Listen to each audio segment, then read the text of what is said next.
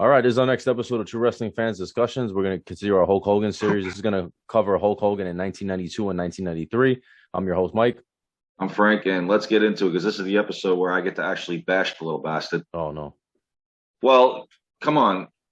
Yeah. We all know what happened in 92, 93 as we go over it here. This is where he's really a douche. Well, we know. Yeah, we know all of this stuff now. Yeah, but back then we cheered for him. Yeah, of course. We had no idea what was going on. So I think we left off around the Royal Rumble. We had discussed that Jack Tunney had taken the title off of Hogan after the whole Tuesday in Texas fiasco, and he had announced that the title would be up for grabs in the Royal Rumble, which I thought was a very good idea. Yeah, it was cool. That was really cool. 30 guys get the shot at the title, but we all know realistically who the main players of this was going to be. The stipulation in this was that Hogan and The Undertaker would get numbers for no lower than number 20. They would get between 20 and 30. Unfortunately for The Undertaker, he gets number 20, and Hogan gets number 26. So, I mean, and this was one of the most stacked Royal Rumbles on the roster that we have ever seen. This is highly touted as the greatest Royal Rumble ever. It's just missing one person to make it like the all elite. I hate to use that word. Yes, it's Warrior. Yeah, exactly. Fortunately, he was suspended / quit at the time. Whatever story. Whatever. Story the whole. This is the steroid. The whole. Well, no, that was later in the year, but the whole 1991 thing. Yeah, you're right. Yeah, too many times here. He's been gone. So it was the whole 91 hostage negotiation, whatever. Yeah. All right. So biggest star-studded. That roster was unbelievable. This is the greatest roster I think this is the greatest roster they've ever had ever. I think in a Rumble, yes. No, I think overall, I think that early part of 92. I think that was the greatest. I mean, it's debatable. You could say I agree because I've always said look at the roster they started with in 92 and look what they ended with in 92 and it's just like a complete 360. Like the peak of it is WrestleMania 8 because Hogan is still technically on the roster and the Warrior came back and Sid was still there and you had Flair. And Jake was still there, yeah. Right, so I think that's the peak of like that night. You had the great, and then Hogan quits the next day, and and then Jake was gone, and Sid, but I think that all starts going down. Right, if you look at that, there's never been. I mean, you talk about the Hall of Famers in '92, and in that Royal Rumble. Obviously, Warrior wasn't there, but the poster was awesome. I remember it was that collage of cartoon wrestlers. I think it started the year before in '91 was the first time they're walking down the street. What's funny? I remember cutting this out of the magazine and hanging it on my wall in my bedroom as a kid because I love that iconic poster so much. Of the Royal Rumble with all the cartoon characters walking down that street. It was unbelievable. I remember looking forward to this Royal Rumble maybe more than any other Royal Rumble that I've ever looked forward to up until that point. Yeah, I remember like talking about it in school. I remember I thought Hogan was going to win. Obviously, I was rooting for Hogan. But I just remember this Royal Rumble, and this is the greatest Royal Rumble ever, as far as I'm concerned. It was. You had Shawn Michaels, who now just come out on his own. You still had the feud going into the Rumble with Savage and Jake, because you remember every time Jake was in the ring, every time the buzzer would go off, he'd look, who's coming out. I mean, you had the who's who in this, and when I saw Ric Flair come out, what was it, number 3? Yeah, I thought he was done for. Yeah, I was like, and I also didn't like the fact that DiBiase again was in the first two, because that's always seemed to happen to him. Yeah, but he used to last though. He would usually last for a while. Guys like DiBiase, Martel, Valentine always had the stamina to last throughout the Rumble. It's like as it went on, they got better. But Heenan on this Royal Rumble was unbelievable. Like on commentary, he makes this Royal Rumble. Besides the talent, obviously, but his commentary is awesome. Especially when every time Flair's almost going out, he's getting nervous. It's classic.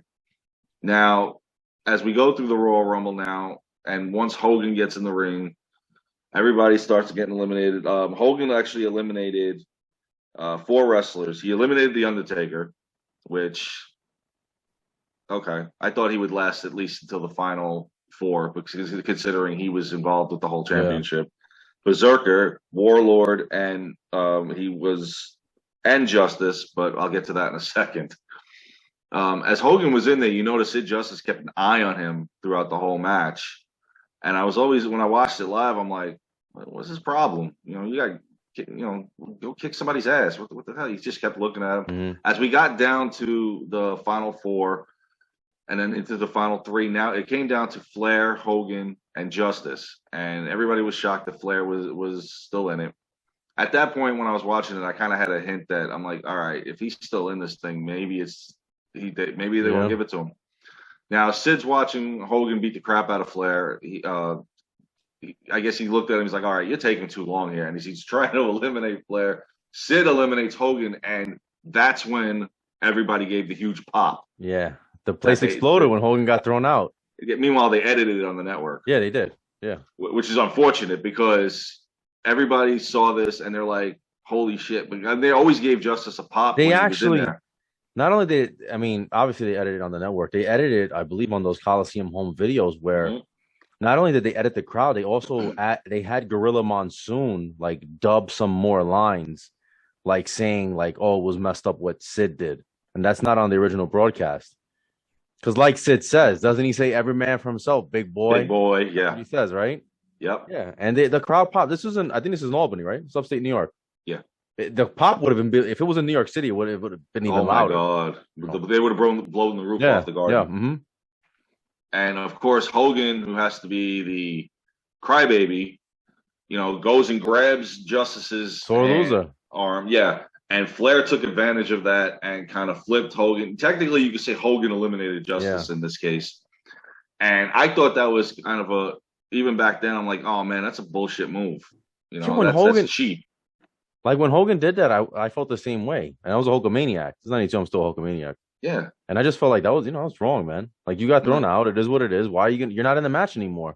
You can't win every Rumble. Yeah. And the behind the scenes story is that Hogan gets booed, obviously. I mean, we don't see it on the video anymore, but he got booed. And then Vince and Hogan got into an argument backstage, and Hogan was yelling at Vince, "How could you do this to me?" Because Hogan didn't know he was going to get booed. And they told him, yeah, just post it out. And I guess they thought Hogan was going to get cheered because he's Hulk Hogan, but no. Yeah. So Hogan felt like, they set him up to get booed, and then supposedly Hogan was crying. This is according to Sid. He said that Hogan was crying. He's like, "Oh, I can't work." That's it. After that, I can't work here. The grown ass man is crying. I believe the truth is probably somewhere in between. Yeah. And I know Sid was unhappy about pay, and they promised him certain things that they know. Surprise, Vince reneged on a deal. But Hogan cheats, and they after that was it right after that the WrestleMania #1 contender press conference after Flair gets the title? It's shortly after that, I know. Yeah, they have the whole which we never saw before. Yeah. So this was actually, to me, technically a storyline buildup. Yeah. Mm-hmm. You have Hogan, Justice, Piper, who just came off being Intercontinental Champion. And I've said this, that 1992 to me was Piper's best year, even if it was just from Royal Rumble to WrestleMania. Yeah. He had the best matches. He looked good. Winning the Intercontinental title to me really boosted him that year. And so, of course, he's in that press conference. Savage is there. Mm-hmm. And again, Justice. So when Tunney announces it, you see Sid Justice is automatically getting up like, I've got this. Because technically, if you're the runner-up in the Royal Rumble, okay, then why not? I thought it was going to be Sid too. Yeah. When I was watching now, if this happened, they would just have a #1 contenders free-for-all. But back then, I'm thinking, okay, as I'm watching the press conference, all right, if you got eliminated, if you were the runner-up, then yeah, obviously you should get the title shot. And as he's standing up, Hulk Hogan gets announced. Savage is a little, upset, but Sid just went crazy. And of course, Hogan's like, I knew it, the Hulkamaniacs, blah, blah, blah. So now we've got the possible Hogan-Flair matchup that everybody wanted to see. Sid was just irate.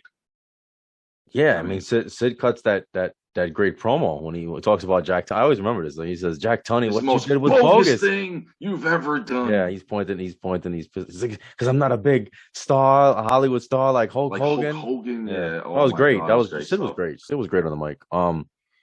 And then apparently somewhere in between there, after that they squashed their little beef. They showed him. I think they show him like they do promos where they show him like, oh yeah, but you could tell Sid is still angry. in those promos, you could You tell. can even see it in Saturday Night Main Event. There's the fake smile on his face. Right, yeah. But leading up to that, right leading up to when they were cutting those promos, I knew I'm like Sid's gonna double cross him. So they announced that it's a friend of Hogan. It has to. Yeah. Hogan's the number one contender. He's gonna fight Ric Flair at WrestleMania 8, right? Yeah. The match that we should have seen, but anyway, we'll get into that in a second. Mm-hmm. But yeah. So then we go to Saturday night's main event. It's Hulk Hogan and Sid Justice versus Undertaker and Ric Flair. Now, what a match that's an awesome match. Yeah, right there. I think it might have been the opening match too of the night. I think it was. Mm-hmm. It was because I think there was only like 3 matches on the card. Yeah, it was short. This is when they moved over to Fox. Yeah, Saturday night's main event moved over to Fox. And then and Beefcake was at ringside. Beefcake was at ringside, yes. And then Hulk Hogan goes for the tag. Hulk Hogan's getting beat up. He goes for the tag, and then Sid's like he like laughs at him like and then he walks away. And then I like when he makes Brutus flinch. Yeah, and Vince is going, don't do that, don't do that. And, what was it? Heenan was doing the commentary. He goes, don't do that. If you hit him, it'll be a face off. Yeah. Like to actually say that if he punched him, his face would. His face is gonna explode. Yeah, because he had that accident where he had the plate and all that stuff. Yeah. But I mean, saying if you hit him once, you're gonna shatter his face, and I'm like, okay, that's kind of overselling it. Yeah, but it was good. But yeah. So then he even curses at the fans when he goes, "I'll knock you out, you little witch." And I'm like, whoa. And then I think hostility.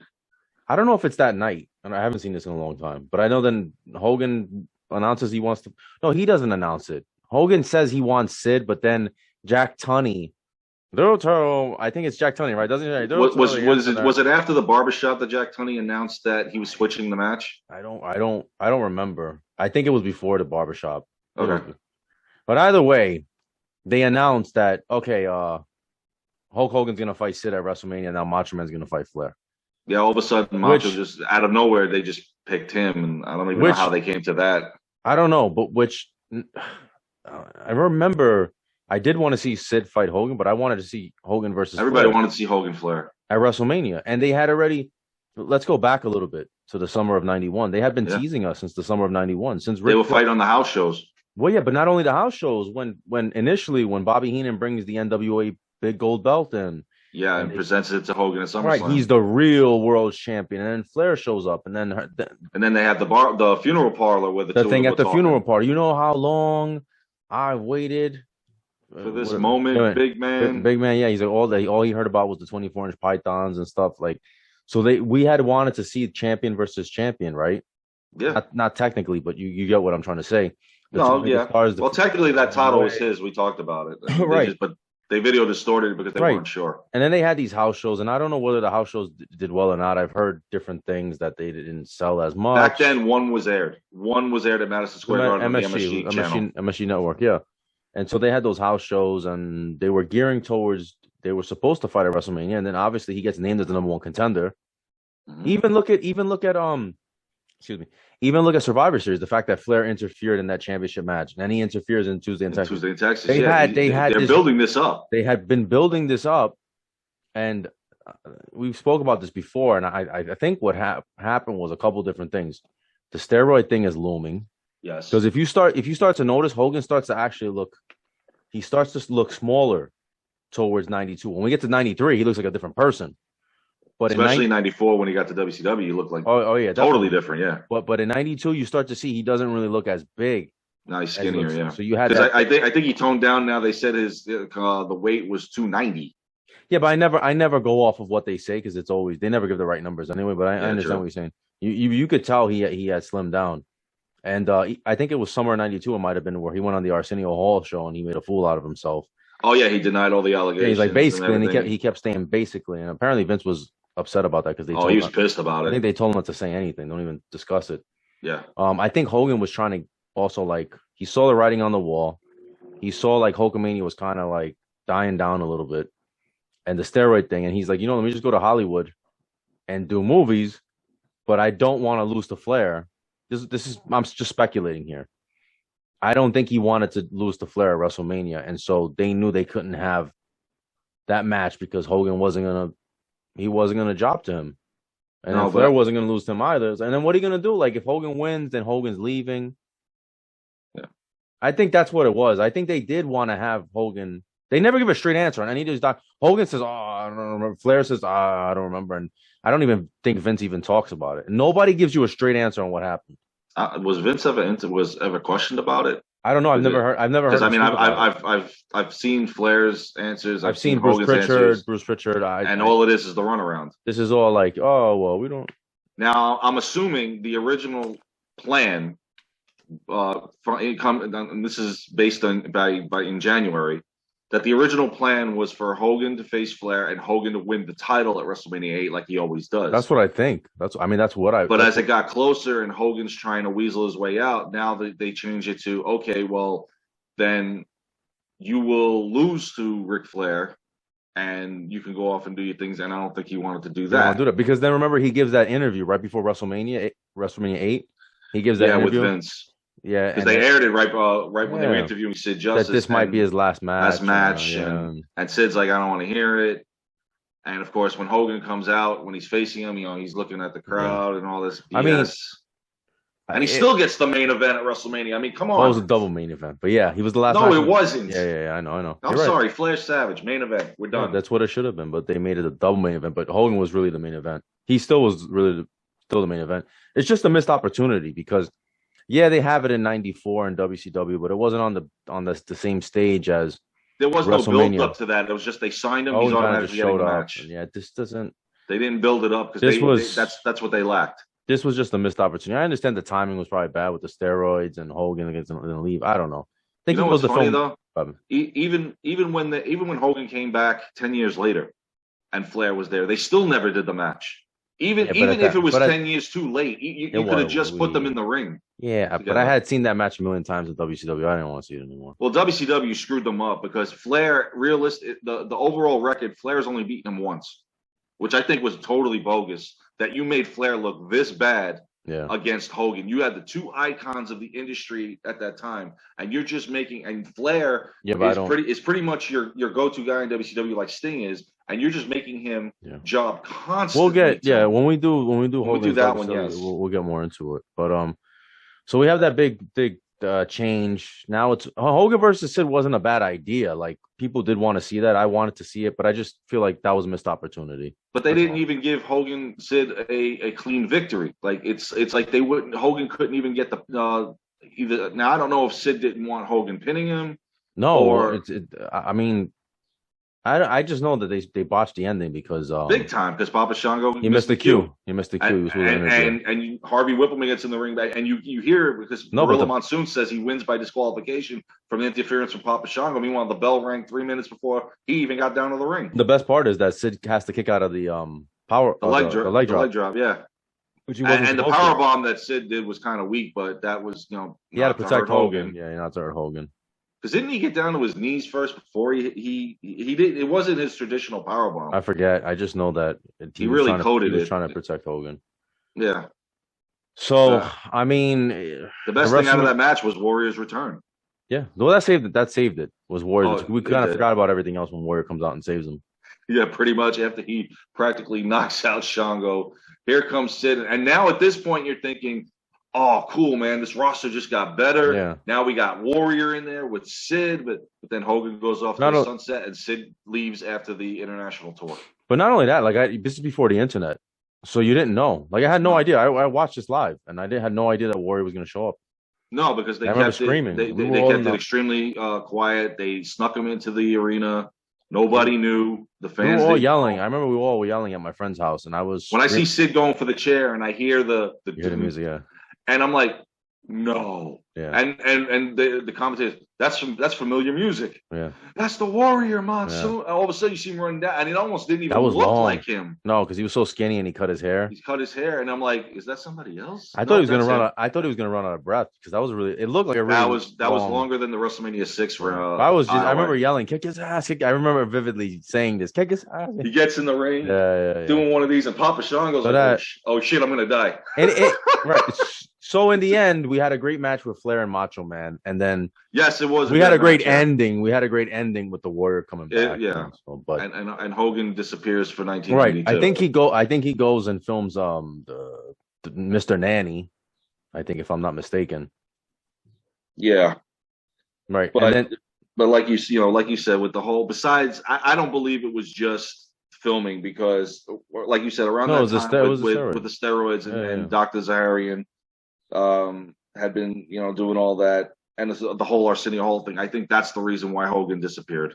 That, You in know, my opinion, I think that's why. yeah, no, I think so. Yeah, they wanted him to just go away for a little while. And then, by the way, I'll go film a movie to make it look like this is the reason why I Yeah, went. I think he ends up. I think he might have. Does he do the pilot? He might have filmed the pilot for Thunder in Paradise too that summer. Maybe the next one. I forget. But I remember that. That was trash. Yeah, Oh my I used to watch God. the show every week though. I did too, but I was a oh my Hulkamaniac. God. I had to watch it. I liked when they started bringing in Flair and all The that. wrestlers, yeah, Sting and Neidhart did a few. So side story, when he films Mr. Nanny, that's the fallout of him and Macho Man because apparently Elizabeth went down. I guess because Elizabeth and Hogan's wife were friends, and she needed some time away, and she goes down to Florida because he was filming. He was filming. He also lived there, but he was also filming down there.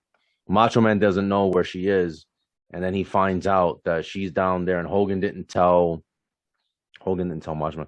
I understand Hogan was kind of like in a bad spot because it's like Linda's friends with her and they're going through whatever they're going through. As a friend, he should have told him, but Hogan because the divorce was going through here because yeah. WrestleMania 8 was her last appearance in WWE. And apparently I think she was with some guy down there too. This just becomes a whole big soap opera. I'm just mentioning seriously. it. I'm just mentioning it because it's worth noting that this is the genesis of their beef, of Macho Man's heat with and Hogan. Also a rumor that popped up with this leading into '93. We'll get to that in a little bit.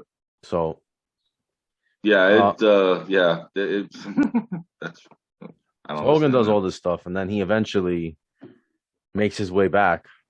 Yeah, and all of a sudden, and I didn't understand this when Monday Night Raw had kicked off. All of a sudden, Brutus Beefcake makes his return, and I'm like, after almost 3 years, and they're saying that you can't wrestle. Now all of a sudden, he's coming. You're back in the ring, and he was put into a storyline with Money Incorporated, and the whole thing was they wanted a match with him. He said that he was bringing somebody back, and you remember what they did to Brutus? They hit him with the briefcase on Monday Night Raw, and this is where Jimmy Hart now kind of left.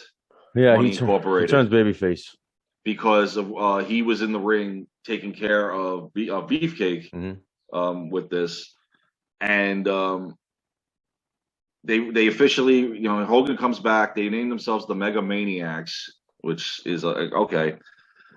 They took on Jimmy Hart as the manager, which is a long-time feud with Hogan, so it was all a shock to everybody. It was weird, and I remember when Hogan came back, he cut his promo on Raw, and it was like a big deal. And he said that how he was gonna avenge what happened to Brutus, and then they ended up joining forces.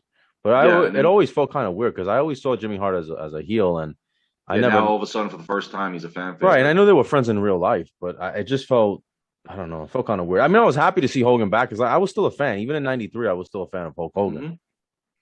So I was happy to see him back. But we always know these managers. We watched for years. Heenan, Jimmy, Slick, Fuji, all heels, and now Bobby Heenan has come away from managing, and Slick is pretty much on his way out at this point, and Fuji is now devoting himself to just one man, which was Yokozuna. Yeah. So now to see Jimmy Hart going fan favorite, I'm like, what is going on here? Yeah, it was just little. It didn't make any sense. It was weird to me, but. And now this is also the first WrestleMania, technically, that Hogan is not involved in the main event. Right. So you get the impression, and we're definitely gonna get into this. Okay. You got the impression that okay, Hogan's gonna be doing like a kind of like not a special appearance thing, but he's gonna be involved, but like they already made the transition that he's not gonna be at the top of the card. He's gonna be doing it, and I was fine with that because I like seeing Hogan. Yeah. But anywhere you put Hogan on the card, it's gonna draw. Yeah. So that he goes to WrestleMania 9 in a tag team title shot, him and Beefcake against Money Incorporated. I mean, the match wasn't good. It was a disqualification and whatnot. So Hogan, doesn't win the tag titles, which I thought watching this, I'm like, oh, cool. Hogan's going to be a tag team champion for the first time. And he's going to take the back seat because now the main event is Brett and Yoko. So he's letting that, he's staying out of that picture. Yeah. Or so we thought, because all of a sudden later on, he cuts an interview saying that how he's in Bret Hart's corner and he's now challenging the winner of the match to the title. Meanwhile, you just lost. You should have known right there, like, uh-oh. He had an agenda this whole time. Yeah. And little did we know that 24 hours prior, he spoke to Vince McMahon and said, "Hey, I got an idea for you, brother. I got this great idea." Yeah. He pitches the idea about what he did that night, and Vince was like, "I love it." What I forgot to actually mention was the whole Ski-Ball thing. Hogan had the black eye. He showed up at WrestleMania with that black eye. Yeah, and it was the whole two different stories came out of this. Well, we know it's the Ski-Ball thing, but I think it happened like the jet. I'm sorry, the jet ski. Yes. The urban legend was that Macho Man punched him in the eye. I like that story better. Yeah, with the whole Elizabeth going over to his house and Savage decking him. I like that story. I wish I could believe that one, but we can't. Hogan tells the story how he wasn't going to get medically cleared or something like that, and that well, they said it was 100 stitches. He told the doctor, I guess Nevada or whatever. He told him that, this is makeup. We're doing a storyline, and this is just makeup. And that wasn't makeup. My eye is. I don't believe Hogan's. I don't believe that story. No, if you look at his eye when he shows up there, it's really bad. No. Hogan didn't say that it was fake. The fact that he told the doctor, I don't believe that ever happened. I don't think he ever told the doctor that, this is just makeup. I don't believe that. No. So I think Hogan just made that up. But yeah, he had his eye was messed up. He could have lost his eye. It was actually a bad injury. I'm surprised you can see out of it, to be honest. Yeah. So then, like you said, he cuts that promo. Then we go into Yokozuna versus Bret Hart match, which was pretty good. The ending. You get Yokozuna wins the title. Now all of a sudden, out of nowhere, here comes Hulk Hogan coming down to ringside. Now Yokozuna had about, I would say, 20, 30 members of his family there to witness him winning the title. Mm. And this was, I remember watching the documentary they did on Yokozuna, and Roman Reigns was being interviewed. And I remember he said, my boy wins the title, and then just pissed off, like, and then all of a sudden Hogan comes out. He now all of a sudden he cares about Bret Hart. He never gave two craps about him early before this. So now all of a sudden you get Fuji's got the microphone. He goes, "Hogan, we need one. My Yokozuna issues you a challenge," and Hogan's like, "No, forget it." He goes, "We will put our title on the line right now." And then Bret's like, "Go in the ring, get it." Now, the idea he pitched to Vince, supposedly, and this never happened, was that Hogan wanted to win the title at WrestleMania, and he would carry it through SummerSlam where he would drop it to Bret Hart. Right. Never happened. Right. And he just flat out lied, and he screwed Bret out of it, because now all of a sudden Hogan makes Yoko look like he's so easy to beat. Meanwhile, they built him up this whole time to be indestructible, and Bret did his damnedest to win, but obviously Fuji cheated. So Hogan in like 20 seconds takes the title off of Yokozuna. The whole family is like, "What the hell?" Even Yokozuna was pissed about it. He had said this, right? Yeah, that Hogan just took my night away from me. And so now Hogan's supposed to go to SummerSlam and face Bret for the title, but instead he goes to the King of the Ring, gives Yokozuna the rematch. Yeah, but initially, he got a good pop. But it was kind of like a short-lived. Like everyone did, it was a good pop to see Hogan. But then I remember I was ecstatic at WrestleMania watching it. I was jumping up and down like, "Oh my God, Hulkamania is back!" Yeah, but then we find all this out later. Right, and then it's still after the initial like, "Yay, Hogan won." It just doesn't kind of feel right where you see where they go with the story. He supposedly did tell Bret he was going to drop the title to him, and Vince and Bret had a meeting, and then Vince said to him, "Oh, I never said that Hogan was going to drop the title to you," and it became like a he said, she said. But Bret remembers like having the conversation with Hogan thanking him, "Oh, thanks, I'm going to make it up to you." They did a photo shoot. We've never seen this photo shoot, but they did a photo shoot for SummerSlam where they were both tugging the belt from each side. That actually nice this guy actually confirmed it. I forgot his name. Why am I forgetting his name? Pritchard actually confirmed that photo shoot, and Bret had said it, so we know it happened. But Hogan screwed over Bret. He said, and then he didn't want to drop it to Bret because he said Bret was too small. It's not believable. Yeah, I remember that. Doesn't work for me, brother. And they go into WrestleMania. I'm sorry, they go into the King of the Ring. Yeah, and then that match was a disaster. It was. With Harvey Wimpleman there was actually Harvey Wimpleman with the disguise on with the fireball out of the camera, because he couldn't lose cleanly to him, and I think they were supposed to fight again, but then Hogan quits after that. Well, yeah, they he did the international tour where he was still feuding with Yokozuna, where he was the challenger. As also he was still doing the with Brutus Beefcake, facing Money Inc. That was his last house show that he did with Beefcake. He decided to sit out the rest of his contract. Right, and I think him and Beefcake, I think, were still in their contract. Yeah, because lo and behold, what had started right around this time was the trial. Right. So conveniently, Hogan sits out once the trial starts. Right, he's like, I'm out of here. Yeah. It's funny how that happened, and he screwed Brett over, because I remember the original thing of this was all supposed to be he fought Yokozuna. There's supposed to be a disqualification where both saved face, and then Hogan goes into SummerSlam and loses it to Bret Hart. Never got that, unfortunately. I would have so loved to see that. Yeah. And Hogan even went over to Japan a couple times that year. He goes over as the champion initially, and then he badmouths the WWF at the time. He's like, "Oh, this belt is just a trinket," and he said he denied. It was something about the translation, but they actually have the video, and you actually see Hogan. You have the guy he fought. He fought him twice. Oh, it was I know he fought Great Muta. Yeah, I think he fights him twice. Over in New Japan. Yeah, I think it was Great Muta. Because he fights him again, I believe, at the end of the year again, which it was a big deal at the time. New Japan versus Oh yeah, this was not the fourth wall being broken down. This was just him. Doing it. Just doing it, I guess, because they never went beyond that. So, but yeah, I thought it was funny that the trial event just started. Oh, I'm out of here. I'm out of here. And he goes to film. See you guys later. If he goes to film another movie. Well, yeah, but I know it's Thunder in Paradise. He started. He starts shooting that, because he did the pilot, but then the show gets picked up, and then he actually. I guess he figured he was going to be able to transition. Wasn't there a movie? Didn't they do the movie and then the show came? Well, the pilot the pilot became like a TV movie. Oh, okay, yeah, it was like 2 hours long. Yeah, but the pilot segued into the. It sucked. I'm sorry. Looking back on it now, but I'm telling I don't know how you felt as it was going on. Well, back then we were like what 12, 13 at the time. In that area, we didn't anything care. with Hulk Hogan. Exactly, anything with any of the wrestlers, pretty much. I was watching. Yeah, so it's just that whole him leaving, it was just really messed up the way everything went at the end. Him not doing business with Brett, and then later on in WCW, it's the same thing. Same thing, yeah.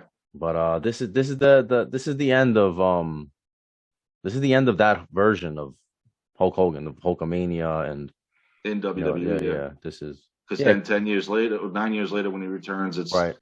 NWO Hollywood Hogan, and then just Hollywood Hogan, and at that point, I mean, it's. Honestly, to talk about his 2002-2003 run is not even worth it. We might tackle it at some point. But I get what you're saying. But so that's the end of Hulk Hogan's WWE run. Next episode we're gonna go into WCW in '94, his return to the business. Pasta Mania. Yeah. So you make sure you guys like, comment, share, subscribe. We'll see you guys soon. Take care.